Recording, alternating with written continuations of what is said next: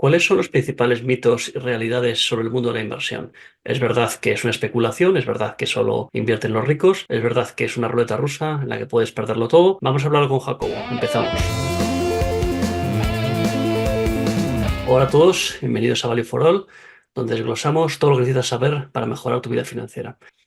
Antes de nada, y de que veas este vídeo, quería advertirte de que aquí no vas a encontrar recomendaciones de inversión, ¿vale? Este es un vídeo divulgativo en el que simplemente intentamos aclarar una serie de conceptos que nos parecen que son importantes para que cada uno luego posteriormente pueda tomar sus decisiones en base a sus objetivos que quiera alcanzar, y en base a eso tendrá una serie de estrategias que irán alineadas con la psicología y la versión al riesgo que tenga la propia persona. Sin más, empezamos con el vídeo en sí mismo. Las estrategias de inversión. Estoy acompañado nuevamente por Jacobo, quien ha estado con nosotros antes y tiene una visión clara y práctica de lo que significa invertir en el largo plazo.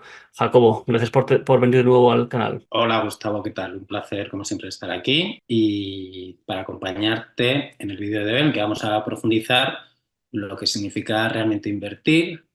Vamos a intentar también desmontar algunos de los mitos que hay en torno a la inversión. Vamos a hablar también del coste de oportunidad de no hacerlo y, por supuesto, cómo empezar a hacerlo y qué estrategias son las más efectivas para hacerlo a largo plazo. Vamos a tomarnos nuestro tiempo para desarrollar estos temas, así que hay que decirle a tu audiencia que se ponga cómodo, que se ponga cómoda, disfruta de esta conversación que va a ser detallada y muy práctica. Sí, y es importante resaltar que cubriremos desde los temas más básicos a las estrategias más avanzadas. Quizás no hoy lo veremos todo en este vídeo, pero nuestra idea es que hay una serie de vídeos sucesivos para que podamos desarrollar este tema, ¿vale?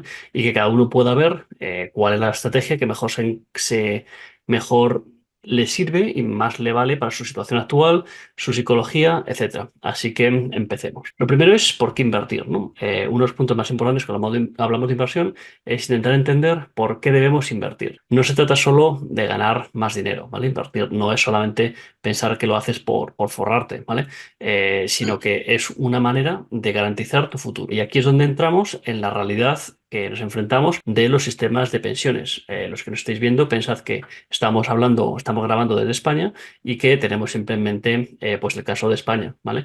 Cuando hablamos de que tenemos un sistema de reparto, pues es porque estamos hablando de España. Si nos veis desde otro entorno, pues eso, sabed que eso puede cambiar, ¿no? Pero Jacobo, ¿qué piensas tú sobre la situación de las pensiones en España? Bueno, este es un tema crítico del que todos deberíamos tener conciencia y creo que no se le está dando suficiente importancia, desde luego no desde el ámbito político, porque el coste de oportunidad de abrir este melón para el coste electoral, para los partidos políticos que se enfrenten a la realidad del sistema de pensiones puede ser muy alto. La realidad es que el sistema de pensiones en muchos países y por supuesto también en España está en una situación bastante frágil.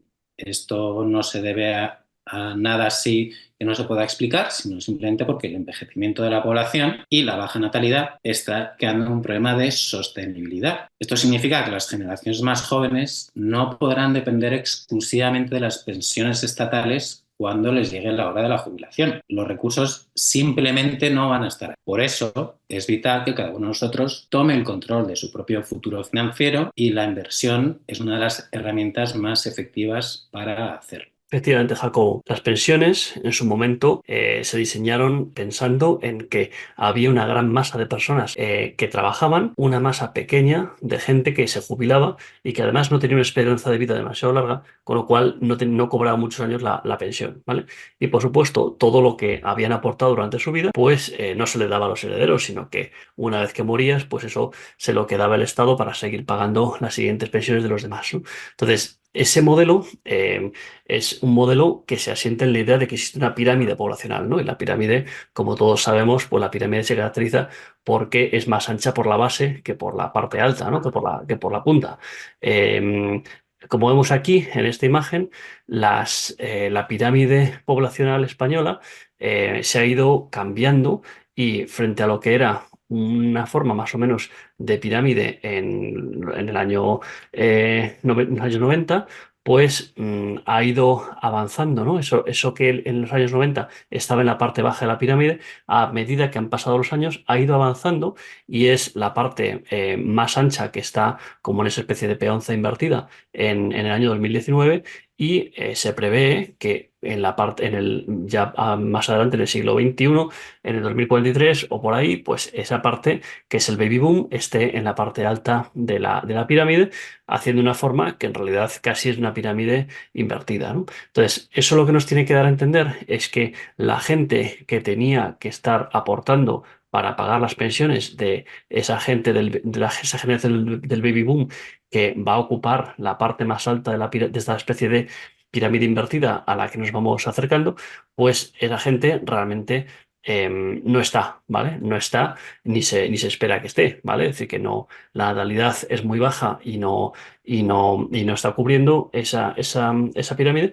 Y la idea de que puedan venir inmigrantes que coticen para pagar las pensiones, pues creo que tampoco es una idea de lo más brillante, ¿vale? Entonces, la realidad es que si tenemos, si te preocupa tu futuro y poder tener un cierto nivel de ingresos cuando seas mayor, pues no puedes fiarlo todo a ese sistema de pensiones en los cuales el formato no parece que cuadre mucho con lo que se espera, ¿no? Entonces, la clave es que puedas invertir para intentar tener ese colchón.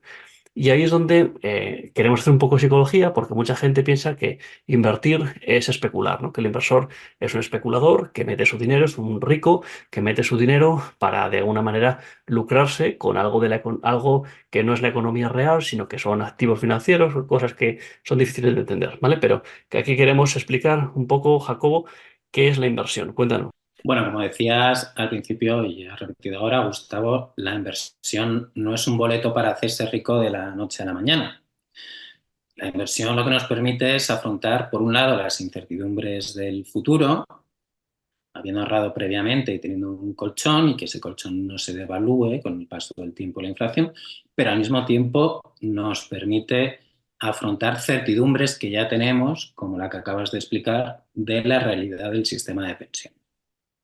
Entonces, esto es quizá lo primero que hay que aclarar a la hora de enfrentarse al mundo de la inversión. Es decir, sí, no es una cosa de ricos que están especulando y que quieren hacerse ricos sin trabajar, sino que es una herramienta que está disponible de todo el mundo y que nos va a garantizar, nos va a ayudar a tener un futuro mejor.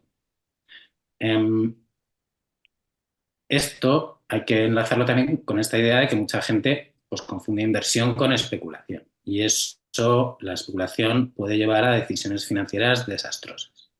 La especulación implica intentar predecir los movimientos del mercado a corto plazo y es un juego arriesgado. Y es que nunca, como hemos repetido aquí en varios vídeos de este canal, es muy difícil anticipar la realidad del mercado o hacer predicciones, sobre todo a corto plazo. Por el contrario, la inversión a largo plazo se basa en principios más sólidos. No estamos buscando ganancias inmediatas, sino construir esa riqueza que nos va, de forma sostenida, que nos va a asegurar a lo largo del tiempo, pues tener un futuro un poquito más tranquilo. Claro, porque muchas veces la idea que queda es que el inversor es alguien que compra unas acciones en un cierto momento que la acción está a un valor muy bajo, la acción sube muy rápido porque hay unas noticias buenas sobre esa acción, etcétera, y lo vendes a posteriori ganando en poco tiempo una gran cantidad de dinero, ¿vale? Creo que eso es una mala idea y un mal concepto de lo que es invertir que seguramente se asienta, como hemos hablado aquí con Gregorio en alguna ocasión, se asienta en lo que el Estado español estuvo haciendo en los años 80 y 90, privatizando algunas empresas públicas que salían a la bolsa y era de todos conocido que el precio de salida a la bolsa era inferior al precio al que seguramente se iba a establecer la cotización, con lo cual era relativamente fácil comprar esas acciones cuando era la oferta pública de venta y a los pocos días venderlo, ¿no? Dando así un pelotazo. Y se sabía, y el Estado lo hacía precisamente para que la gente lo pudiera hacer y tuviera una buena impresión sobre esas privatizaciones que estaban haciendo, ¿no? Lo que pasa es que se ha quedado un poco en el imaginario colectivo como que esa es la forma de invertir, ¿no? Que la forma de invertir es tener una información un poco privilegiada de algo que va a pasar, comprar, esperar a que suba y automáticamente vender, ¿vale? Eso no es, ¿vale? Como has reseñado. Y bueno, creo que una vez que, si tenemos claro que hay que invertir y que invertir no es especular, sino que es invertir con una visión a largo plazo, tenemos que empezar a pensar cuáles son los primeros pasos que podríamos dar para hacer esta inversión. ¿Qué nos recomendaría ser estos como primeros pasos, Jacobo? Bueno, lo primero es tener en orden tus finanzas personales. Esto, aunque suene sencillo, no siempre lo es tanto. Y antes de pensar en invertir, hay que saber exactamente cuánto se gana, cuánto se gasta y cuánto se puede ahorrar cada mes. Esta es la base de cualquier plan financiero. No podemos empezar a invertir si no tenemos un excedente de ahorro mensual. Y también tener en cuenta que este ahorro y lo que nos va a permitir la inversión, pues al final no requiere tanto unos conocimientos económicos profundos, sino sobre todo una organización primera de las finanzas personales. Quizá esto sea, bueno, es el paso número uno y por tanto uno de los más básicos a la hora de empezar a invertir. Claro, y es que, como mucha gente en España no se da cuenta de que comparativamente con otros países de nuestro entorno, ahorramos relativamente poco, ¿vale? El español tiene una tendencia a ahorrar bastante poco y de hecho siempre se ha dicho que el español vive a un mes de la quiebra, ¿no? Una persona que en un mes no reciba su salario, prácticamente en una gran cantidad de la población tendría dificultades para seguir haciendo frente a sus gastos, ¿vale? Esto es también una mala costumbre de los españoles y es muy peligroso. Nosotros recomendamos que se intente hacer un presupuesto personal, ¿vale? Sabemos los gastos recurrentes que tenemos al mes, pues de teléfono, de la hipoteca, de la luz, del gas, del agua, en fin, el internet, las cosas que tenemos contratadas que pagamos recurrentemente, eso podemos anotarlo y ver cuánto nos gastamos, ¿no? Y también sabemos que hay alguna serie de gastos que son recurrentes en el año, como por ejemplo pagar las vacaciones, ¿no? Entonces, eso hay que tenerlo en cuenta para que no imputarlo como un gasto, sino que se puede también prorratear a los gastos del año, ¿no? En definitiva, de lo que se trata es de, uno, ser consciente de cuáles son los gastos que tiene que tener cada mes y compararlo con sus ingresos, ¿no? Entonces, claro, idealmente, claro, bueno, los ingresos siempre deben ser mayores que los gastos, pero no solo eso, sino que tenemos que ser capaz de decir, bueno, pues hay una cierta cantidad que todos los años, todos los meses, vamos a intentar ahorrar. Y ahí la pregunta es, si lo ahorramos, ¿qué hacemos? ¿Cómo lo dejamos simplemente en la cuenta corriente? ¿Lo invertimos? ¿Cómo se hace ese pensamiento? Bueno, quizá una de las razones que explique por qué los españoles no ahorramos tanto como otros países de nuestro entorno es que no le vemos la utilidad. A lo mejor pensamos que, bueno, simplemente si nos hemos quedado sin recursos en un mes, pues dejamos de consumir durante ese mes. Quizá como tenemos esa precaución de cara al mundo de la inversión, pues no le vemos esta utilidad. Y simplemente asociamos dejar de gastar con la liquidez que podamos tener en un momento dado sin pensar un poquito más allá en el largo plazo. Y claro, esto, pues tener liquidez o tener ahorro no solo se trata de guardar emergencias o para gastos imprevistos, sino pues precisamente darle sentido a este ahorro como un medio para generar ingresos adicionales a través de la inversión. Y aquí es donde tenemos que empezar a elaborar una estrategia. Mucha gente simplemente guarda su dinero en cuentas bancarias o debajo del colchón, pero desde luego los intereses que ofrecen las cuentas bancarias en España, también de forma distinta a los países de nuestro entorno, pues los intereses son bajos. En cambio, pues deberíamos ir tendiendo a tener una mentalidad un poco más óptima, más aproximarnos más al mundo de la inversión para saber que los ahorros se deben invertir en activos que generen un rendimiento superior a la inflación. Si no estás haciendo eso, te estás empobreciendo y ese sacrificio que lleva el ahorro pues tampoco llega a tener mucho sentido. Efectivamente, el ahorro, el dinero en liquidez, en moneda corriente, en euros o en la moneda corriente del país en el que nos encontremos, es la manera de ahorrar de los pobres, ¿vale? Es la manera de ahorrar de la gente que no tiene conocimientos, que no sabe en qué se puede invertir, que no sabe no tiene expectativas de rentabilidad de ese dinero, ¿no? En el largo plazo, como ya sabemos y hemos comentado en alguna ocasión, el hecho de que existe una inflación lo que hace es que va mermando tu capacidad adquisitiva, ¿vale? Y hay que pensar que digamos, el entramado monetario en el que vivimos hoy en día está diseñado de tal manera que siempre haya inflación.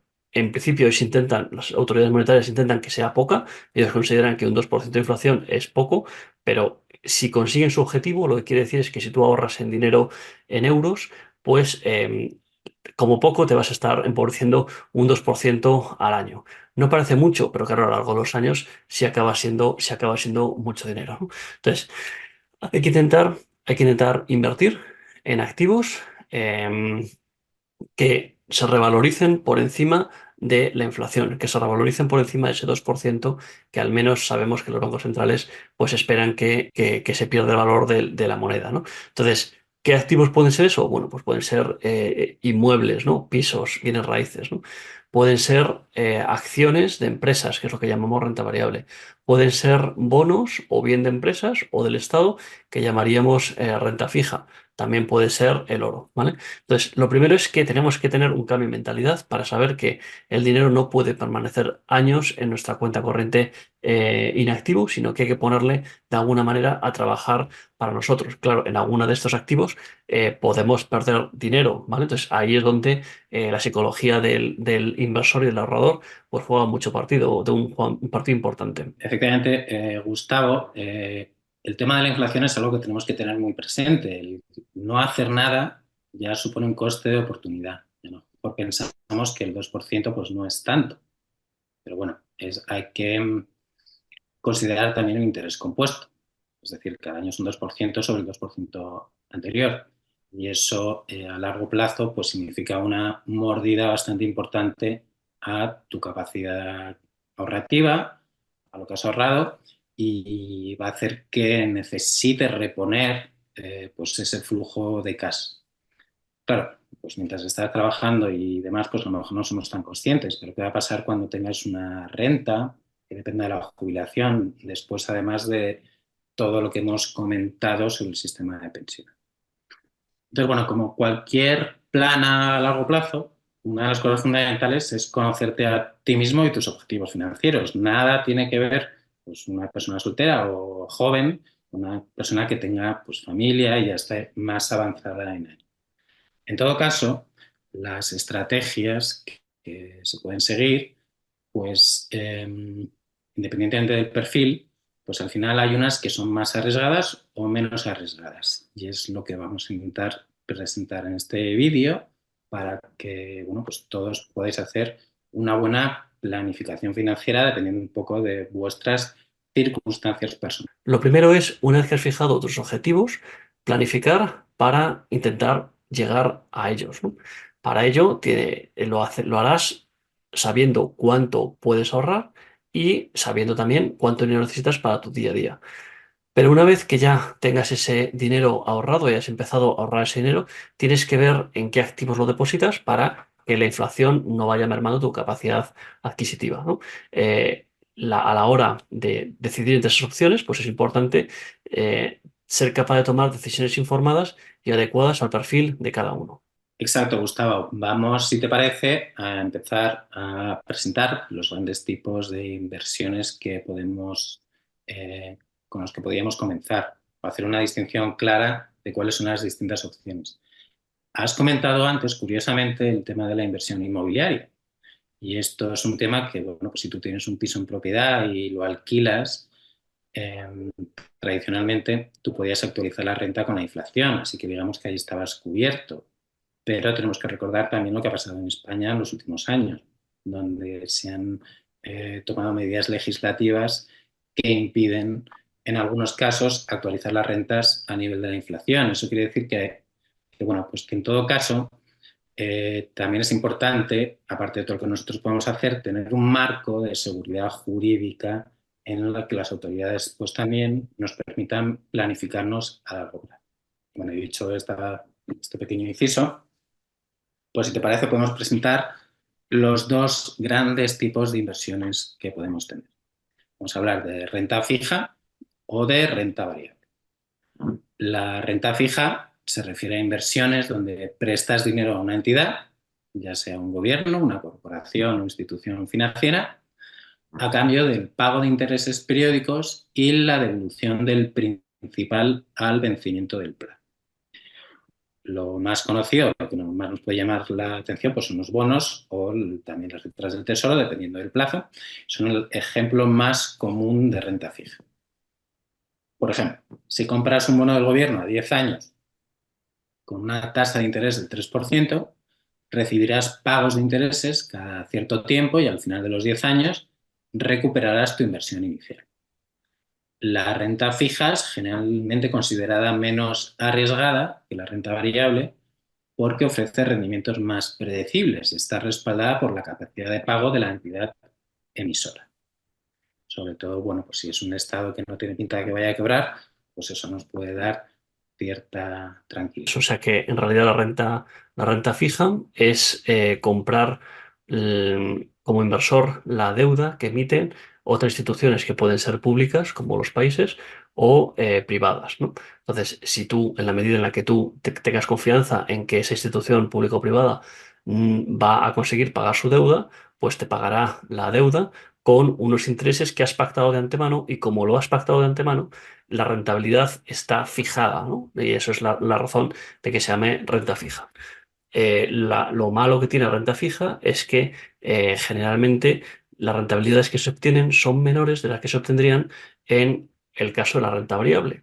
¿Y la renta variable qué es? Son las acciones de las empresas que cotizan en la bolsa. Entonces, cuando uno compra renta variable, lo que está comprando es una fracción, aunque sea pequeña, de una cierta empresa y esa empresa, pues en función de eh, el apetito que otros inversores tengan por comprarla, pues el precio de la acción puede subir o puede bajar, ¿vale? En realidad, si pensamos que invertimos en largo plazo y tenemos confianza en el desarrollo de la humanidad, pues lo normal es que las bolsas continúen subiendo igual que han subido pues en las últimas décadas o siglos, ¿no? Lo que pasa es que, claro, que suba en el largo plazo no quita que tú tengas una serie de dientes de sierra con bajadas locales, ¿no? Entonces, ahí lo que hay que tener claro es que la renta variable solo es válida para aquellas personas que tengan pues una cierta horizonte temporal y una cierta capacidad de soportar pérdidas momentáneas cuando haya pues descalabros en la bolsa. Porque, como decía, las acciones de renta variable no garantizan un retorno específico, sino que el retorno no está fijado de antemano y de ahí que se llame la renta variable, Jacobo. Efectivamente. Para cerrar el tema de la renta fija, como decías tú, Gustavo, efectivamente suele tener rentabilidades menores. Y aquí es donde tenemos que estudiar si la rentabilidad asegurada está por debajo o por encima. Pasando a la renta variable, pues esto no nos asegura, como has dicho, precisamente porque es variable, una rentabilidad a lo largo del tiempo. Lo que sí es que históricamente, en el largo plazo, si se siguen los pasos correctos, pues la rentabilidad tiende a ser claramente mayor. Y es una cosa curiosa el hecho de que podamos invertir en la bolsa como particulares. Y es que de alguna manera, Gustavo, esto, digamos, esta máxima expresión del capitalismo para algunos, pues no deja de ser la sociabilización de los medios de producción, de una forma, ¿no? Porque nos permite a nosotros, ciudadanos, tomar una parte pequeñita de una o varias empresas. Y claro, este tipo de inversiones pues conlleva en principio más riesgos, pero si lo comparamos con la renta fija que está por debajo de la inflación, pues ahí estamos asumiendo ya seguro una pérdida. Entonces, si lo que tenemos que hacer para aprovecharnos de largo plazo pues es saber qué instrumentos de inversión, qué tipo de estrategias son las más aconsejables para beneficiarnos de las ventajas, lo que decías tú, del desarrollo de la humanidad, ¿vale? Aprovecharnos del crecimiento a largo plazo. Bueno, este tipo de inversiones tampoco están exentas a largo plazo de las volatilidades que pueden acarrear factores externos como cambios económicos, políticos e incluso tecnológicos. Por eso es esencial relacionar las dos estrategias. Por un lado, el largo plazo y por otro, diversificar tu portafolio y no poner, como se suele decir, todos los huevos en la misma canasta. En todo caso, decir que aunque efectivamente tengamos dientes de sierra, en el largo plazo, eso no quiere decir que hayas perdido dinero, porque en realidad tú no pierdes o ganas dinero hasta que liquidas la acción. Es decir, si tú no necesitas esa liquidez, pues puedes capear estos momentos de bajada, momentos bajistas, y esperar a beneficiarte del crecimiento en el largo. Muy bien, Jacobo. Lo vamos a dejar hoy aquí. Quería solamente resaltar dos cosas. La primera, hemos hablado de la renta fija y la renta variable, que no son los únicos activos a los que se puede invertir. Algunos de esos activos pueden ser, como hemos comentado, los inmuebles o el oro. De esos otros activos y de cómo combinarlos con la renta fija y renta variable hablaremos más adelante. Solo quería recordar este gráfico, que es un gráfico clásico de un investigador que se llama Siegel, que estuvo analizando cómo en más de 100 años los retornos acumulados que habían tenido diferentes activos, ¿vale? Y como vemos ahí, pues las acciones de renta variable son las que, a pesar de haber tenido más volatilidad, pues eran las que habían acumulado una mayor beneficio al cabo de los años, ¿no? En comparación con los bonos, las letras y el oro, ¿vale? Entonces, bueno, pues con esta gráfica nos despedimos con bueno, esa segunda idea que os quería dejar, ¿vale? Esto no son, desde luego, ni mucho menos recomendaciones de inversión. Sabéis que nadie os puede recomendar invertir en nada. Es todo una decisión personal en un contexto bueno, de personas libres y responsables. Y por lo tanto, pues este vídeo tiene un carácter, por supuesto, totalmente informativo, ¿vale? ¿Algo más, Jacobo, que nos hayamos dejado en el tintero? Pues nada, solo agradecerte la oportunidad de participar en estos vídeos relativos al mundo de la inversión. Yo espero bueno, pues que hayamos podido trasladar hoy algunas realidades. Una es lo grave del sistema de pensiones, cómo eso nos puede afectar, sobre todo a la gente joven. Y por otro lado, intentar también tumbar aquellos mitos relativos de la inversión, que básicamente que es que la inversión a largo plazo pues no es una cuestión de especulación, de gente malvada que se quiere hacer rico de un día para otro, sino que es una forma de garantizarnos un futuro mejor que está al alcance de todo. Muy bien, pues muchas gracias, Jacobo, y nos vemos en el próximo vídeo. Un saludo. Saludos. Hasta luego.